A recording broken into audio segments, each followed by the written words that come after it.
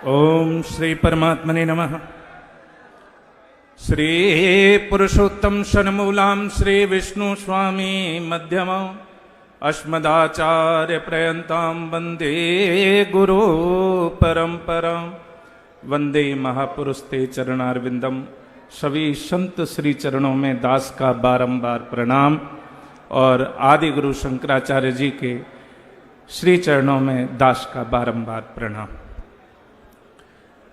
वर्तमान समय में अपने ध्येय पर अविचल दृष्टि रखकर मार्ग में मखमली बिछोने हों या कांटे बिखेरे हों, उनकी चिंता ना करते हुए जो निरंतर क्रियाशील व्यक्तित्व को धारण किए हुए हैं, ऐसे देवकी नंदन जी को बार बार शुभ आशीर्वाद। यहां हमें जो एकत्रित होना पड़ा है, ये हमारा दुर्भाग्य है। दुर्भाग्य क्यों है? क्योंकि हिंदुस्तान पहले ही धर्म के आधार पर बट चुका था और आज उस धर्म को कोई ध्यान नहीं रखता है। यहां तक कि बड़े बड़े नेता, आप देख रहे होंगे महाराष्ट्र में फतवा जारी हो रहा है और फतवा जारी में कहते हैं कि कोई वोट मत देना, हमें विधर्मी कहा जाता है। आप किस दिन एकत्रित होंगे? किस दिन आपको एकत्रित होने के लिए सोचना होगा?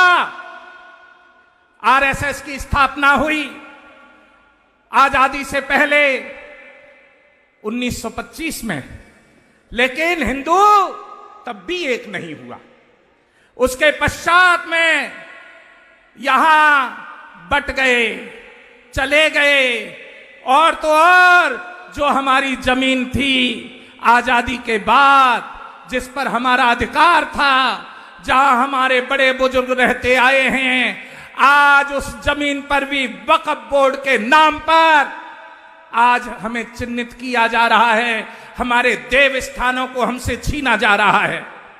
यहां सनातन बोर्ड की स्थापना हमारे आदि गुरु शंकराचार्य बैठे हुए हैं, जिन्होंने लगभग 2600 वर्ष पूर्व महाराज श्री जिस पंथ पर चल रहे हैं, वहां सनातन धर्म की स्थापना के लिए 4 मठों की स्थापना की गई थी।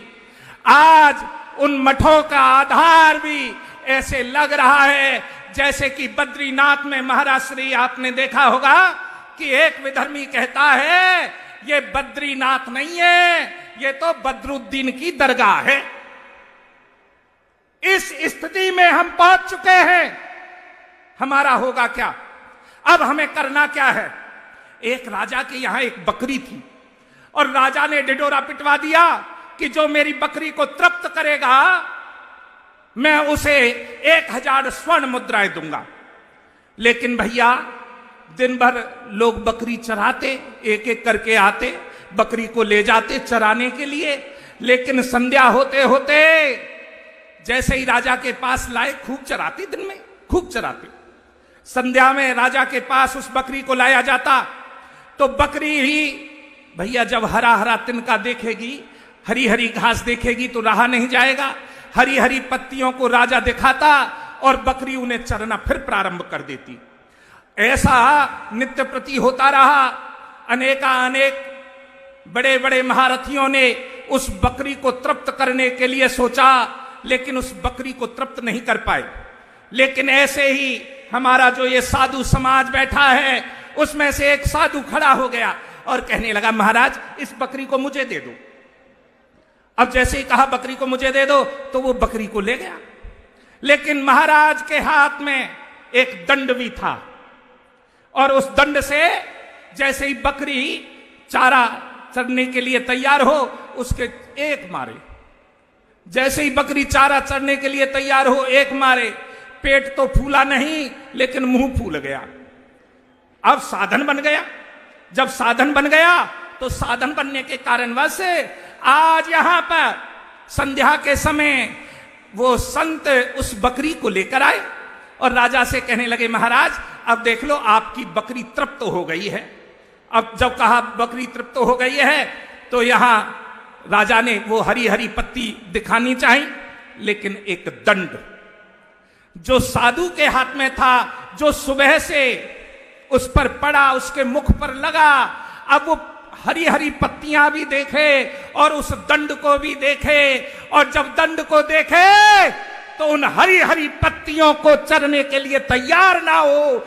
यही हमारा सनातन बोर्ड है, जिसे ऐसा अंकुश लगाना है, ऐसा अंकुश लगाना है कि ये जितने हरी हरी पत्ती दिख रही हैं, जो हमारे मंदिरों पर, हमारे गुरुद्वारों पर, हमारे जितने भी सनातन धर्म के स्थान हैं, उन पर जो अपना अधिकार प्रस्तुत कर रहे हैं वो प्रस्तुत ना कर सके।